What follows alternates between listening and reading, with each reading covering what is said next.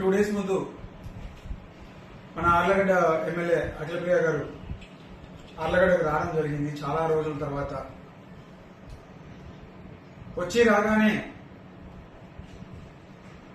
రైతులకి నీళ్లు అందట్లేదు, కేసీ కింద నీళ్లు రావట్లేదు, వైసీపీ నాయకులు ఏమైనా గాడిదలు కాస్తున్నారని మాట్లాడతారు. నాకు చిన్న డౌట్, ఆమెకి ఏమైనా చిన్న మెదలు ఏమైనా చితిలిపోయిందా? ఏమైనా కొంచెం అధికారంలో ఉండేది ఎవరు? ఏం మాట్లాడితే నాకేమైనా పిచ్చి పట్టిందా? నువ్వు ఎమ్మెల్యే అయి ఉండి ఒక పక్క నువ్వే చెప్తున్నావు నీళ్లు రావట్లేదంటే ఎవరు తిరిగి పనిగ్రామంలో తిరిగిలేక నువ్వే కదా చేయాల్సింది. లక్షల జీతాలు దొబ్బుతున్నారు, మళ్ళీ గాడిదలు గాడాక నువ్వా గాడిదలు కాసేది మేమా? మాకు అర్థం కావట్లా. నువ్వు చేయాల్సిన పని ఏంటి? ప్రజలకు నీళ్ళు అందుతున్నాయా లేదా అనేది నీ పని. అది ఒక పక్క ఏమన్నా మాట్లాడితే అప్పుడే తొందర ఎందుకు, సంవత్సరం టైం ఇస్తే వాళ్ళు ఏదో చేస్తారు, ఎలగబెడతారని చెప్పి అంటున్నారు అందరూ. సరే కానీ మేము కూడా నోరు మూసుకున్నాం. నీకు ఆగట్లేదే, వచ్చి మా మీద పడుతున్నాం. వస్తారు ప్రెస్ మీట్లు పెడతాం అంటే ఇంకా వైసీపీ నాయకులు అంటే ఇప్పుడు ప్రెస్ మీట్ల ద్వారా ప్రజల మాటలు మేము వినిపించడం తప్ప ప్రతి ఒక్క దానికి నీ ఎంటబడి ఏదో గీకుతూ ఉండాలన్నా మేమేమన్నా?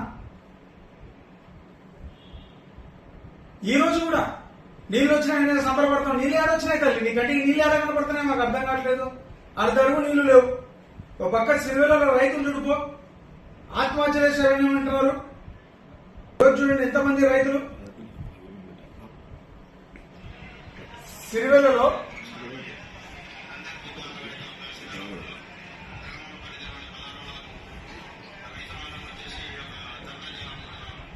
16వ బ్లాక్లో అందరు రైతులు ధర్నా చేయడానికి ఈరోజు సిరివెల్ల, గోవిందపల్లె ఈ రైతులందరూ కూడా సస్తామని చెప్పి ఈరోజు చెప్పే పరిస్థితికి వచ్చినారు. సరే ఇప్పుడు నువ్వు ఆర్లగడ్డలో ఉన్నావు కదా, మళ్ళీ గాడిదలు కాస్తున్నావు. వీళ్ళకి ఇన్ని సమస్యలు ఉంటే ప్రతి ఒక్క దానికి ఏదో ఒకటి క్రియేట్ చేయడం, బురద కలడం, పోవడం నువ్వు చేయాల్సిందేంది? ఈ రోజు నీ తమ్ముడు డైరెక్ట్ గా చెప్తున్నాడు అధికారులు పని చేయట్లేదు, నీళ్లు లేవు, గతి లేదని. ప్రభుత్వం పనికిమాల ప్రభుత్వము పని చేయట్లేదు, ఏం చేయట్లేదని డైరెక్ట్ గా మీరే చెప్తున్నారు. అంటే మీ కూటమి ప్రభుత్వం ఒక పనికిమాల ప్రభుత్వం అని మీరే ఒప్పుకుంటున్నప్పుడు ఇంకా ఎందుకు మీరు ఇంకా అధికారంలో ఉండేది? అంటే మీరు చెప్తున్నట్టే కదా చంద్రబాబు నాయుడు గాడిదలు కాస్తున్నాడు, ఆయన లోకేష్ గారు గాడిదలు కాస్తున్నారు అందరని. ప్రజలకి ఈ రోజు కూడా నీళ్ళందగా కొంతమంది ఇబ్బంది పడుతున్నారు. రైతుల గురించి గింజుకుంటున్నారే. ఈరోజు ఎక్కడికి పోయింది రైతు భరోసా? ఎక్కడికి పోయింది ఇన్పుట్ సబ్సిడీ? ఎక్కడికి పోయింది రైతులకు ఇన్సూరెన్స్? ఎక్కడికి పోయింది? గాడిదలు కాస్తున్నారా మీరు? మీ దరిద్రమైన పరిపాలన ఎలా ఉందో ఈరోజు ఆర్లగడ్డ ప్రజలను ఒకసారి వచ్చి అడగండి.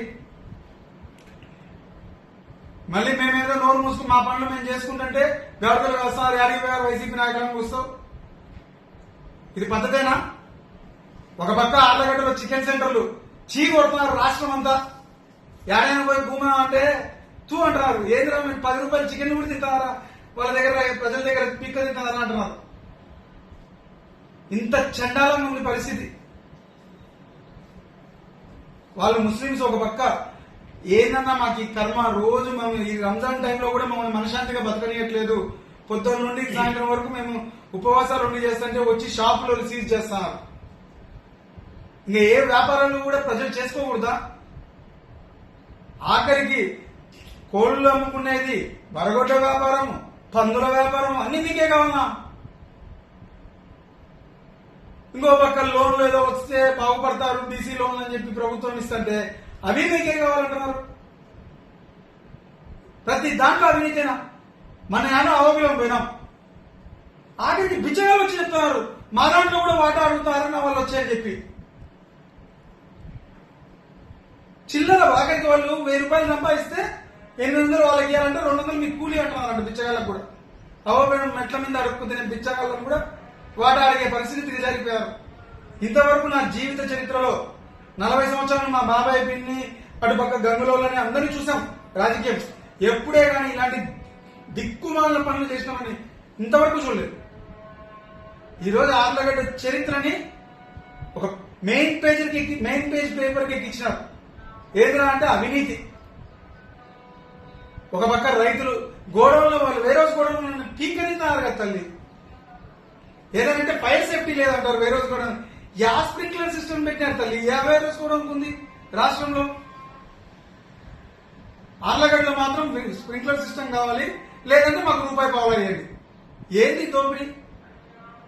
ఈరోజు టొబాకో కంపెనీ వాళ్ళు లీజు తీసుకోవడానికి వస్తే సొంత బాబాయ్ అని చూడకుండా కొత్తపల్లి బ్రహ్మానంద రెడ్డి రూపాయి పావులా కావాలి, అకౌంట్లో డబ్బులు పడినాయని చెక్ చేస్తున్నారు.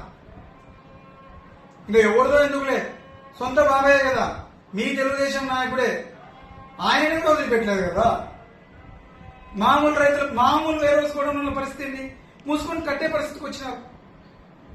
ఇంత దిక్కుమాలిన పరిస్థితికి ఆళ్లగడ్డను తీసుకొచ్చినారు.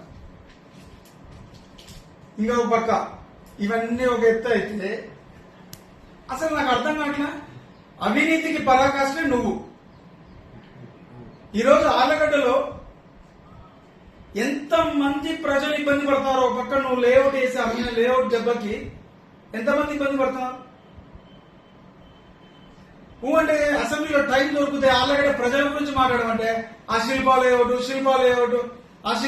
ఎప్పుడో ఆయన అమ్మేసి దొబ్బేశాడు. ఆయన లేడు ఇప్పుడు. శిల్పా చక్రపాణి రెడ్డికి ₹10 లేదు దాంట్లో. ప్రజలు కొనుక్కున్నారా, మా సామాన్య ప్రజలు ఏడుస్తున్నారు ఒక పక్క వచ్చి. మీరేమో రిజిస్ట్రేషన్లు మమ్మల్ని మాకు చెప్పకుండా రిజిస్ట్రేషన్లు చేయకూడదంట. ఇదేంటి ఇది? వాళ్ళు చట్టపరంగా కొనుక్కున్నారు. కేసీ కెనాల్ లేఅవుట్ మార్చి వేసినారు. ఆయన పొలంలో పోయే లేఅవుట్ పక్కకి ఉంటే ఆయన వేసుకున్నారు, వేసి ఇచ్చినారు. ఇంకా ప్రజల మీద కూడా ఎందుకు చేస్తున్నారు? సరే, శిల్పా లేఅవుట్ గురించి ఈ రోజు మాట్లాడుతున్నావే, గత 5 సంవత్సరాల్లో ఆయన లేఅవుట్ వేసి అమ్మేటప్పుడు ఎందుకు మాట్లాడలేదు? ఈరోజు సామాన్య ప్రజలు దాంట్లో ఉన్నారు, చక్రపాణి రెడ్డి గారు లేరు. సామాన్య ప్రజలు ఇబ్బంది పడుతున్నారు. రూపాయి కూడబెట్టుకొని కొనుక్కున్నారు దాంట్లో. దాని మీద పడుతున్నాం. ఏమన్నా అన్ని ఉపయోగం ఉందా?